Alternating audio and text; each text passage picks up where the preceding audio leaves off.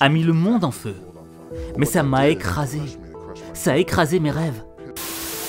Mais c'est contre cet enfoiré. Et je me fous de qui est devant moi. Il ne m'arrêtera pas.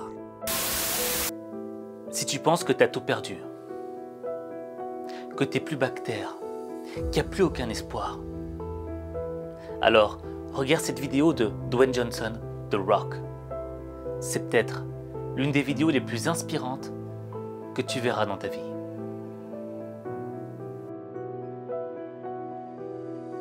Vous savez, c'est drôle. Quand tous ont entendu que je viendrais vous parler, tout le monde a dit « Tu vas leur dire quoi ?» J'ai dit « Je ne sais pas ce que je vais leur dire. Ces gars-là ont déjà réussi. Genre, ils sont déjà au top, ils sont arrivés. Ce sont des Lakers. » Alors je me suis dit « Les deux choses sont...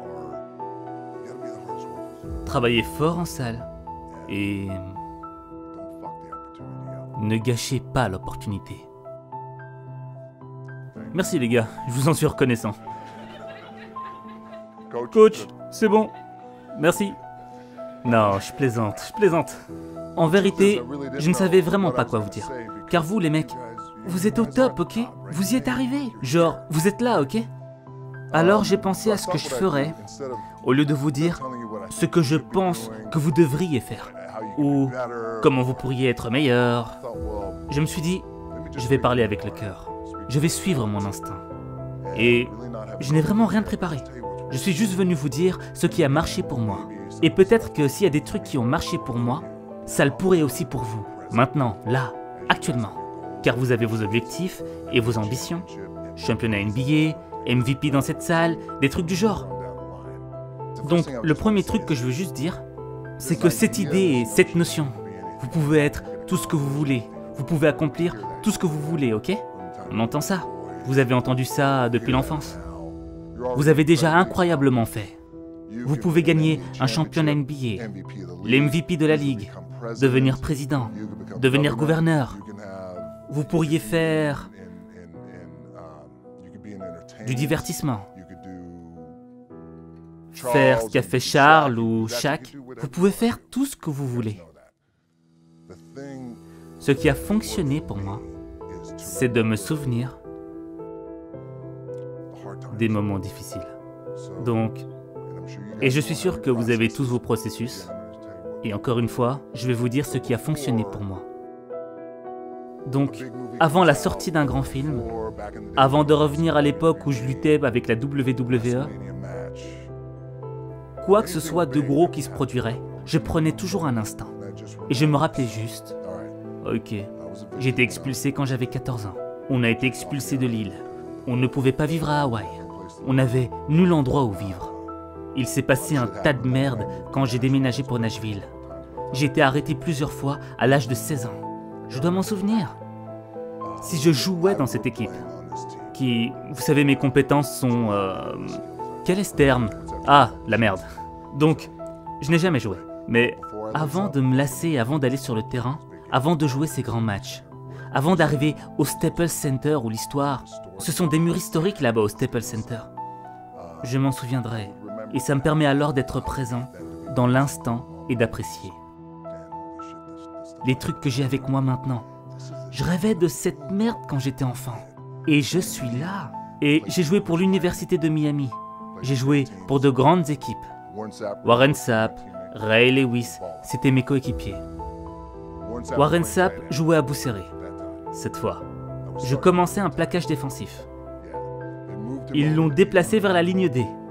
Et il m'a regardé et il m'a dit « Yo mec, je vais prendre ta place. » Et j'ai dit « Tu ne prends pas ma putain de place. » Et il a dit « Je vais prendre ta place. » J'ai dit « Non. » On s'est battu et il a pris ma place. Vous pouvez imaginer combien je me sentais entubé, car j'avais laissé passer ma chance. Il est entré, a mis le monde en feu. Mais ça m'a écrasé. Ça a écrasé mes rêves. J'ai eu une mauvaise année senior. 0 production. Pas de NFL, pas d'invitation à se réunir, rien. Finalement, je suis allé à la LCF, Calgary Stampeders, faisant 250 $ par semaine canadien. Maintenant, je vais déposer cette merde à la maison, à ma femme à ce moment-là. Je n'avais pas d'argent, donc je me souviens de ça. Quand j'ai été coupé du Canada, j'avais 7 $ dans ma poche. Et je raconte toujours cette histoire. Donc maintenant, ma société de production est $7. L'agence de publicité est $7. Tout est $7. Alors n'oubliez jamais cela. Ce qui m'aide, c'est de garder les moments difficiles à l'esprit, car ça me permet de revivre ces grands instants où j'ai travaillé dur. Et vous les gars, ça aussi était le cas pour vous. Ça me permet de revivre ces grands moments. Ce que ça a aussi fait pour moi, et encore une fois, c'est juste ce qui a marché pour moi. Je préserve mon derrière, excusez mon langage. Mon dos est contre cet enfoiré. Tous les jours, contre ce putain de mur. Excusez mon langage. Mais c'est contre cet enfoiré, car c'est ce en quoi je crois. Et quand mon dos est contre cet enfoiré, alors il n'y a qu'une direction à prendre. Celle-là. C'est ça. Donc, j'ai l'impression que ça pourrait être un truc, une idéologie ou un état d'esprit pouvant vous aider. Pouvant, si vous regardez les choses de cette façon. Car vous l'avez déjà fait. On a réussi. On est des mecs qui réussissent. Et on a de la chance, les mecs, d'être là où on est. Vous avez tous réussi. Tout le monde est riche dans la pièce. Personne ne sera plus expulsé. Plus jamais. Tout ce que vous avez, il n'y a plus de problème d'argent. Ok? Vous avez beaucoup de mains tendues. Puis-je en avoir un peu, puis-je en avoir un peu. Mais quand vous le faites, pour moi, j'ai besoin de ça. Donc tous les jours, j'ai à dos cet enfoiré. Et c'est comme ça que j'opère. Ça ne signifie pas que vous ne souriez pas, que vous ne riez pas et ne plaisantez pas, ok? Vous êtes heureux, je suis un gars heureux. Mais quand il s'agit des affaires et quand il s'agit de l'exécution, ça va à l'opposé. Et je dois aller dans ce sens. Et je me fous de qui est devant moi, il ne m'arrêtera pas. Il n'y a qu'un seul chemin, c'est aller de l'avant. Et ce discours, il est tellement inspirant. Parce que Dwayne Johnson, dans le fond, c'est qui? C'est l'acteur le mieux payé de la planète. Et tu te rends compte qu'à un moment de sa vie, le gars, il n'avait que $7 en poche. Tu fais quoi avec $7? C'est quoi le sentiment que tu as à l'intérieur de toi-même? Comment est-ce que tu te vois? Tu dois te voir comme un minable, comme un mec qui a raté sa vie. Parce que t'as rien. Et pourtant, ça, c'est la vision que tu as à l'instant T. Mais à l'instant T plus 5 ans, il y a quelque chose de différent qui va se produire. Mais pour changer les choses, il faut d'abord muscler ce qu'il y a là, l'esprit. Et ce que je comprends à travers cette histoire de Dwayne Johnson, c'est qu'il a utilisé 2 outils pour aller de l'avant. Le premier élément, c'est se souvenir du passé. Se souvenir des merdes qu'il a vécues. Parce que tous, on est passé par des moments absolument abominables.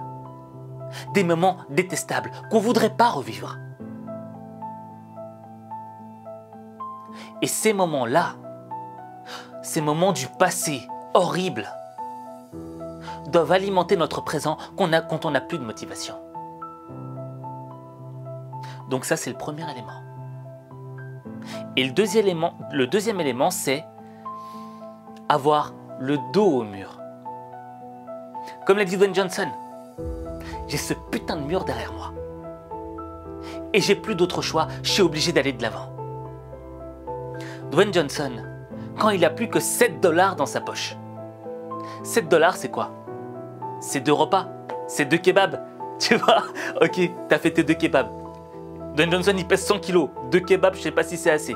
Mais bref, c'est un repas, disons. Et après? Je fais quoi après? Est-ce que je vais mendier? Qu'est-ce que je fais après? Et le mec, comme il savait qu'il n'aurait plus rien après, il s'est dit, j'ai plus le choix. Derrière, il n'y a rien. Je suis obligé d'aller de l'avant. Je suis obligé de trouver quelque chose pour m'en sortir. Et le problème, c'est que, tu sais, lorsqu'on atteint un certain succès, lorsqu'on est arrivé à un certain point, on est dans notre zone de confort. On se dit, ouais, mais c'est bon, tout va bien. Mais tu remarques bien que Dwayne Johnson, malgré qu'il soit l'acteur le mieux payé au monde, malgré qu'il soit millionnaire, qu'il a réussi sa vie d'un point de vue financier. Chaque jour, il se réveille en se disant « J'ai ce putain de mur derrière moi. Et j'ai pas le choix, je suis obligé d'aller de l'avant. » Et toute l'idée, elle est là. Je pense que si tu es capable d'intégrer ces deux outils dans ta vie, tu pourras aller de l'avant.